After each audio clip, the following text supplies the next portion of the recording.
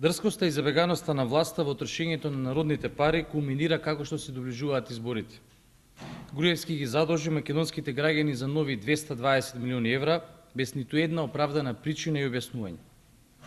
Или Груевски и Ставревски дрско лажат, или имаат некој скриен план за овие пари. Токму Груевски и Ставревски јавно тврдеа дека овие пари ќе се користат исклучиво во случај на огромни проблеми на буџетот и економијата. Дури Ставревски пред неколку дена изјави дека македонската економија заздравува и буџетот се полни подобро дури и од планираното. Што е вистината и кој лаже? Ако се е во ред со буџетот и економијата како што тврди власта, тогаш зошто го задолжуваат сопствениот народ? Овие 220 милиони евра не се подарок од никого, туку се пари од кредит кои ќе го враќате вие, почитувани граѓани. Повлекувањето на овие огромни пари пред изборите не е успех, туку потврда за тоталниот пораз на економските политики на Груевски и ВМРО-ДПМН во изминативе 5 години. Малку му беа на Груевски милионите евра народни пари потрошени на споменици и криминални тендери, па одлучи да ја дозакопа македонската економија со нови задолжувања. Овој потег на власта е потег на очајни коцкар кој изгубил се и сега се обидува да се вади со нови долгови. Затоа, убедени сме дека овие 220 милиони евра ќе се трошат за брутална политичка предизборна корупција и купување на гласови. Планот на Груевски да ги троши овие 220 милиони евра во предизборна кампања е директно кршење на Законот за спречување на корупцијата и изборниот законник. Затоа бараме Груевски веднаш да ја повлече одлуката за ова ново задолжување на сопствениот народ од 220 милиони евра. За него оваа одлука воопшто не треба да е тешка, бидејќи самиот тој упорно тврди дека македонската економија е одлична, па дури е меѓу првите 3, 4, 5 економии во Европа. Еве му уште еден пример на Груевски за домаќинско работење и како треба тој да постапи денес. Во 2006 година тогашната влада на СДСМ 225 милиони евра од продажбата на дел од ДСМ на австријски Евана ги замрзна, ги стави во девизните резерви и не потроши ниту денар од тие пари во предизборната кампања.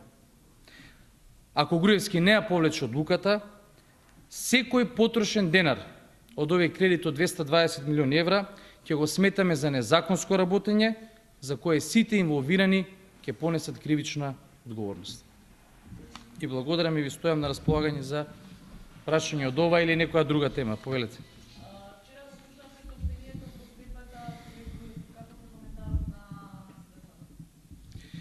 Па и вчера во писменото соопштение на комесарот Филе се потврди она што во подолг временски период се говори, не само од страна на Европската комисија, туку, ако се сеќавате, и од подпредседателот на Соединетите Американски држави Бајден и од државниот секретар Клинтон, и во голем број на извештаи и на Европската унија и на Соединетите Американски држави.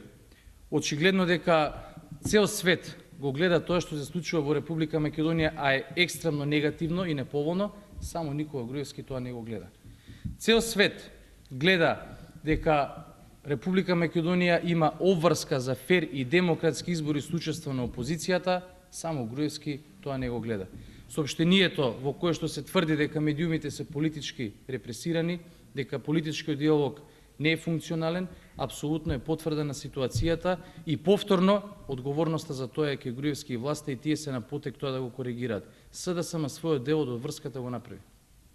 Немате никаков потврден одговор на вчерашната преднаков план што го изложите од ВМРО-ДПМН и ДУИ? До овој момент не.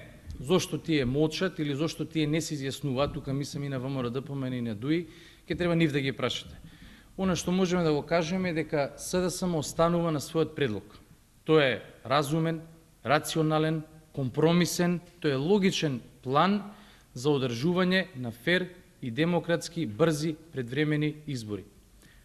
Ако Груевски и ВМРО-ДПМН се за одржување на предвремени фер и демократски избори со учество на опозицијата, тој нема друга алтернатива освен да го прифати нашиот план и да се пристапи кон негова реализација.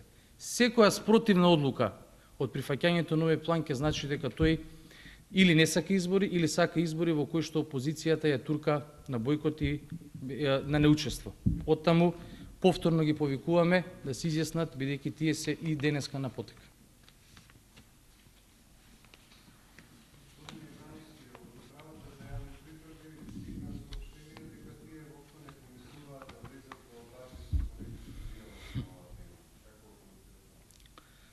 Ете, никој во оваа држава не верува дека управата за јавни приходи и Горан Трајковски работат само по закон.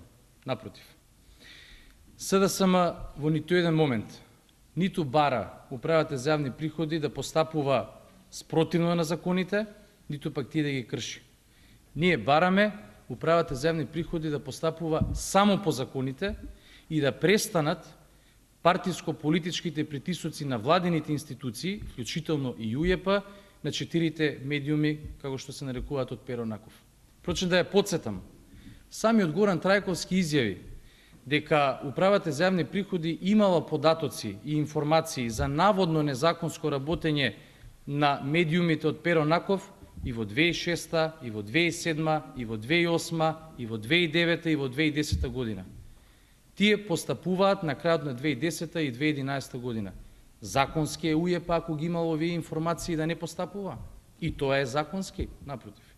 Законски ли е решенија кои што се стари за заплена на имот да се спроведуваат со задоцнување од месец, два, три.